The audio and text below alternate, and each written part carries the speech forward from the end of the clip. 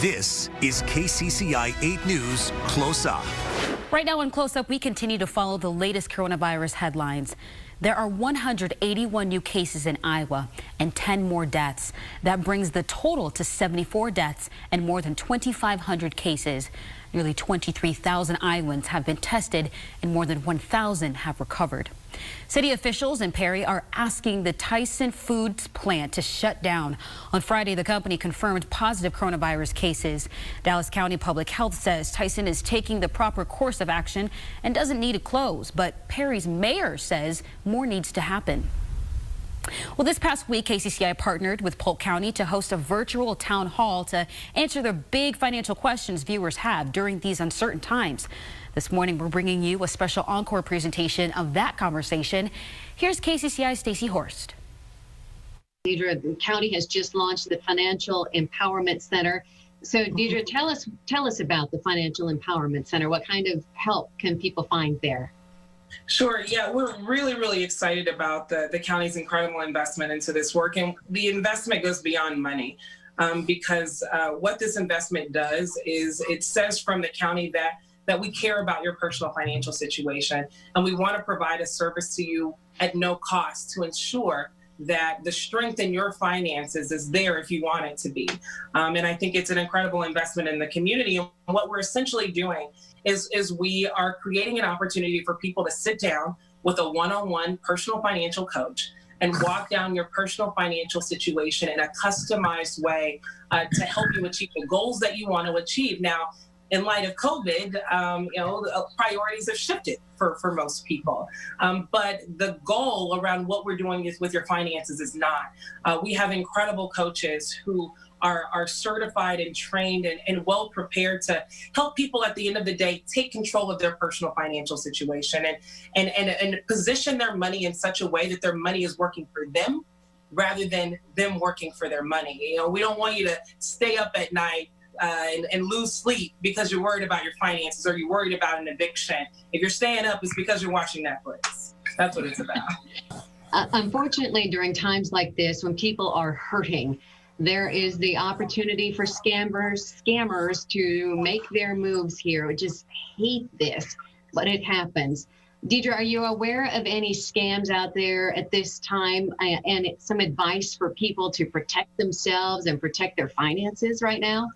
Sure. There are text scams out there. There are email scams out there. I will say this. There are more good people out there trying to do the work than bad. But in times like this, people do try to prey on people's vulnerabilities. And so there's a couple of different indicators. There's also, you can go to FCC.gov, their website. They're listing different types of scams that are going on, asking for people's personal information. But a few things that we have seen is that, when people are texting you or are emailing you or calling you, reaching out to you and requesting your personal information, that's a flag, especially if you have no relationship with this person or you haven't heard of their organization. The thing that we would like for you to do is to capture their information, whether it's a phone number, the name of the company, the person you're talking with, and then take a step back and then do a little bit of research. One of the things that we're asking people not to do during these times is make rash, immediate decisions. These folks are preying on your vulnerability. They're asking you to make an urgent decision.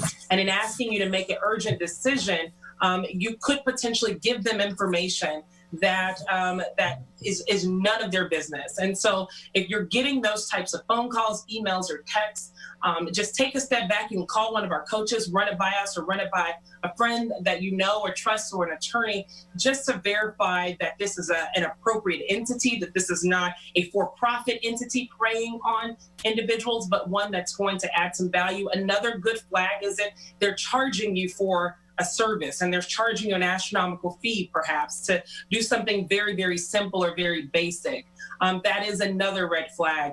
You don't have to make a decision right then and there. If they tell you, oh, we can help you do A, B, and C for $500, get their information, get off the phone, run it by somebody. And if it's a valid thing, then call them back and take on their services. But don't feel pressured as they are going to ask and try to prey on you to make a quick and rash decision out of them creating a sense of urgency through communicating with you. Yeah, that's good information, good practice. Whether we are in the middle of a pandemic or not, that's just everyday smart living. Thank you very much for that information. We do understand now for the first time, 1099 workers, the self-employed gig economy workers, are eligible for unemployment through the CARES Act. Deidre, could you tell us what they need to do to apply for that help? Yeah, so you go through the state of Iowa's website to apply for unemployment. For some of the sole proprietors, some of the things that we're seeing is that they're getting a denial letter automatically. That doesn't mean that the door is closed. It just means that there needs to be some supplemental information that's provided. And we're working with job coaches through Evelyn K. Davis Center for Working Families and our financial coaches to help people who are in need of trying to apply for unemployment. That is something that is great for our sole proprietors to apply for. Those are our barbershops, our barbers, our stylists, our massage therapists, our fitness professionals. Those are things that you can definitely consider applying for. And if you need help doing that, again, empowermoney.org, and our coaches can help walk you through that process.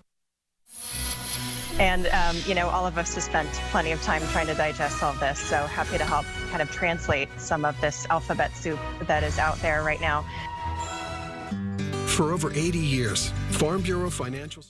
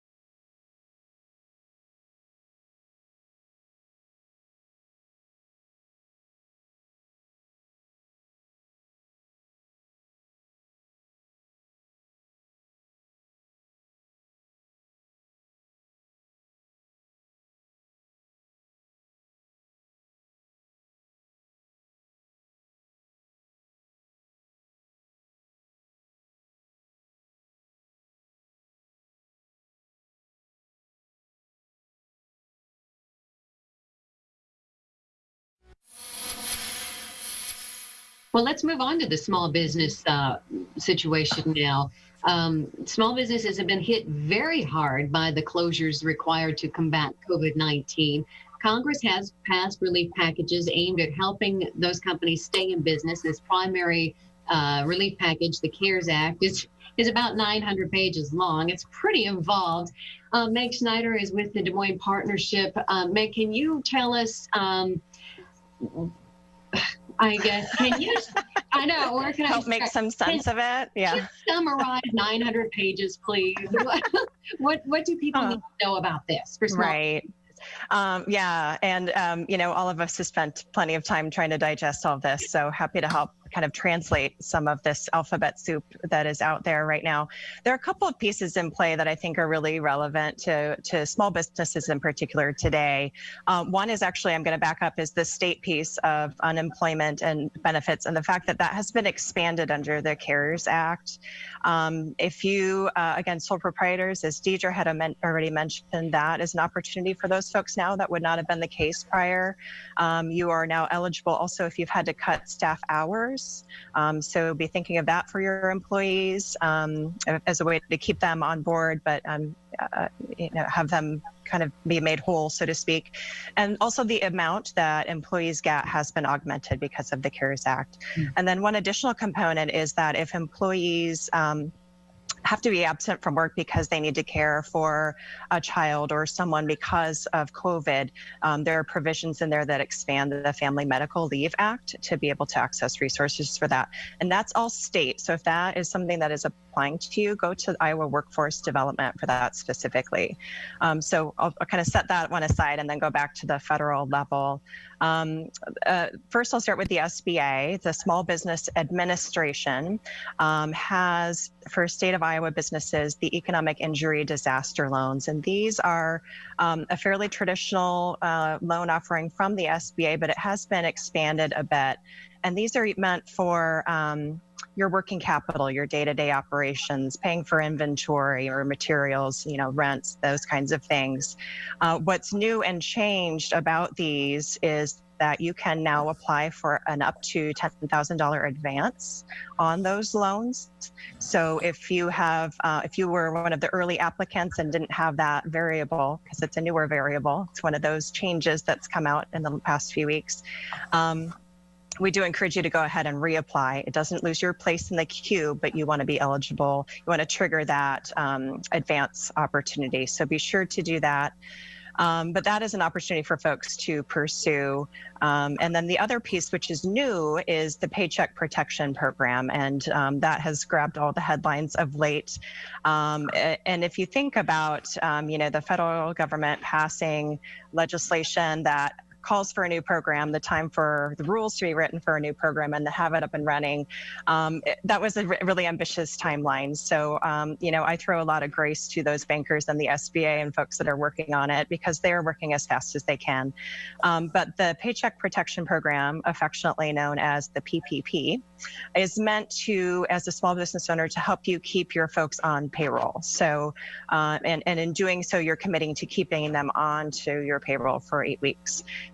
You can also use some of that money for rent and things like that, but it's a very specific formula that makes it forgivable. So folks really should be considering that, having a conversation with a banker, finding a provider that can help you file that paperwork. And there is a formula specific to the amount that you can get, but it is a ratio based on your number of employees. But again, a forgivable opportunity that folks really should be looking at. Locally, I may have Deidre chime in here a little bit. She wears many hats in this community, and one is one of 2 new grants that are open at a more local level. I don't know if you want to chime in on yours, and then I'll go back to the other one. Sure. So one of the things, several community organizations got together a few weeks ago to help those smaller micro business owners that are working in our communities, the sole proprietors, folks who have very few employees, to grant them $500 to $3,500, up to $3,500, and that application is available at empowermoney.org. We don't need taxes for that specific one, and the other requirements are, just having either a balance sheet or bank statements to verify income and things of that nature. But the goal is more of a grassroots fund called the Iowa Small Business Relief Fund. And I tell you, there's some really diverse organizations that have joined ranks to raise money for this. And they're actually helping to make the decisions on who gets the grants. And so we're really proud of that in our community. Our governor's asking us to take charge, and these organizations decided to do it. And then a new one that just opened in the last few days specific to Polk County is through Facebook. So they have opened up a grant opportunity for businesses that have a location in Polk County. It is a $2,500 cash grant and then $1,500 of optional Facebook ads that you're eligible for. And that, again, just opened up, and the applications are open through the end of April. So some really amazing federal programs. There are 4 million applications in for the SBA economic injury loans. So again, Dustin was talking about the need, and it is profound. But if you have not applied for any of these programs, I strongly encourage you to do so. But it doesn't have to get to eviction, right? Just the moment in which you're like, I don't think we're going to make this happen, just pick up the phone. Lush, green, weed-free lawns.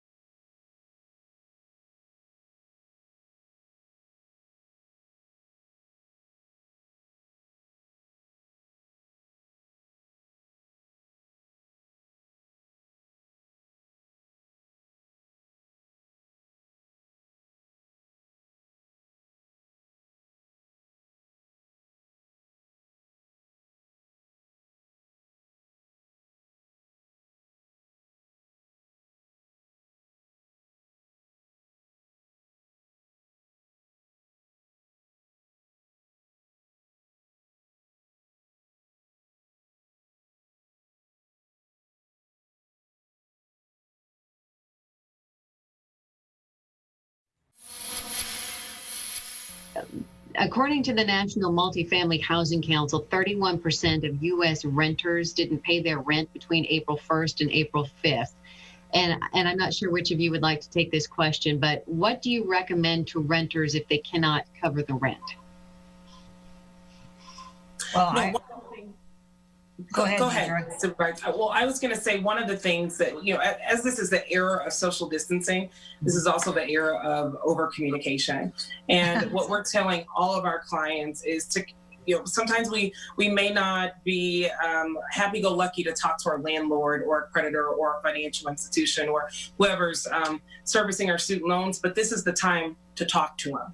You may be on hold, you may have challenges getting a hold of them, but I think it's important for us to make sure that we're communicating to you all.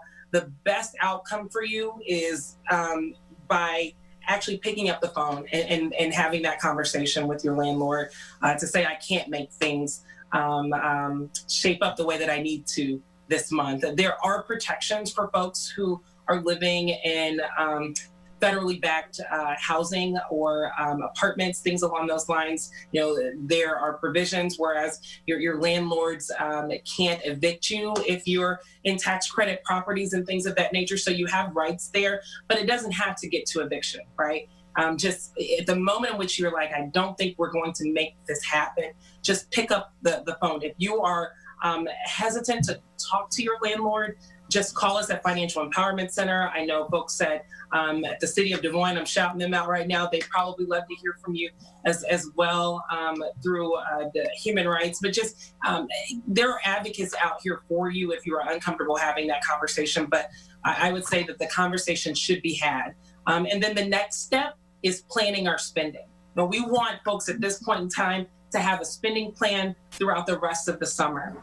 We want people to understand exactly what their money is going to do. And for some folks, we're creating 1 and 2 budgets. One that looks like all I'm going to get is unemployment. The other one may look like supplemental income in addition to what you're doing at a part-time job. But I think having a spending plan and working our way through this thing is the best alternative for us so that we don't get any surprises. Remember, we want you to control your personal financial situation, even in the midst of COVID, and it's possible. It's not going to be easy, but it's possible. The other thing, Stacy, I want to add to that, and that's all really, really good advice, is our General Assistance Program has also expanded their eligibility to include those folks that are 150% poverty. We've extended the duration of rent assistance, if needed, to a couple more months. So all they have to do is either visit Polk County's website or call us, and we'll be able to help them out if there's really dire need. Angela, what is the Polk County website? www.polkcountyiowa.gov. Okay. And the phone number for that is 286-2088. That's our general assistance number. 286-2088. Yes, that's Polk County General Assistance. Okay. We know that there are a number of businesses, because they're closed, they're not able to cover the rent either. Meg, I'm wondering, is there help in this CARES Act for commercial real estate owners and landlords and groups like that who can then, because they're getting some federal assistance, can maybe then pass that help on to their tenants and waive some rent? I may let Dustin chime in. I'm not sure if there's a certain provision for that other than those commercial owners actually being businesses themselves and perhaps having some financial hardship because of that. So the same rules would likely apply. I would also note that we're in a time where there's an eviction moratorium. So that's good, but to be having those conversations, this is another instance where Deidre's recommendations at the personal level absolutely transfer to the business side. And that if you're having trouble making rent, have that conversation with your landlord. All of us are in the same situation. So hopefully they'll be understanding or make some sort of arrangement with you. And that goes with all of your providers. If it's a utility or your insurance provider, I really encourage you to reach out and have those conversations. Angela. And I just want to add, Stacy, real quick, as we get a better understanding, I think you asked in the beginning of the program, Where are we on unemployment and businesses, and where do we stand? As we all get a better understanding of the cost of COVID-19 and our response, we will start to evaluate really what assistance can be made. We are in Polk County really focusing on our residents, but then we're going to start focusing on our nonprofits and our small business community and what can we do to help them from a local standpoint. And specifically in the CARES Act, as Meg covered, the two major programs that she mentioned, the economic injury disaster loan, I've had a number of questions. That one does allow for lost rental payments to be part of the calculus. However, that program is immensely oversubscribed. And I think it's fair to say in our conversations with the Small Business Administration this week, I think they anticipate additional funding, but it's tough to promise that. However, there's current discussions going on at the federal level, and it's likely that they will boost the money in the Paycheck Protection Program and the Economic Injury Disaster Loan, but that's not done yet. For lost rent for landlords, Paycheck Protection doesn't really work because the calculation is really about payroll. It has to be 75% of it. But I've had a number of landlords ask that question, and we directed them to that EIDL. And there are a number of other appropriations related to homelessness and other things that we're still sifting through as that money, gets to the state, how it could potentially benefit. Okay, you said EIDL. Dustin, could you explain that a little bit for the folks like me, maybe, who aren't totally clear on what that is? So the two loans that you've heard Meg talk about a lot, the Economic Injury Disaster Loan. Oh, okay. Looks a lot like the old SBA disaster. It's all loans. alphabet soup. Yeah, and the Paycheck Protection Program. So the EIDL was authorized in the second phase of Congress's relief packages, and then they added on that $10,000 advance in the CARES Act in the third phase that Meg mentioned. Okay.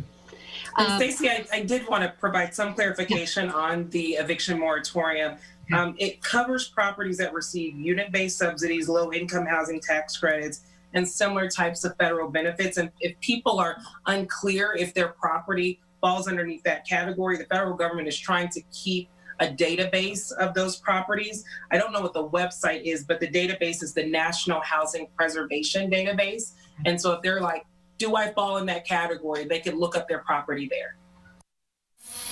A lot of these resources, general guidance on the legal provisions of the CARES Act for nonprofits and businesses that's available on our website as well.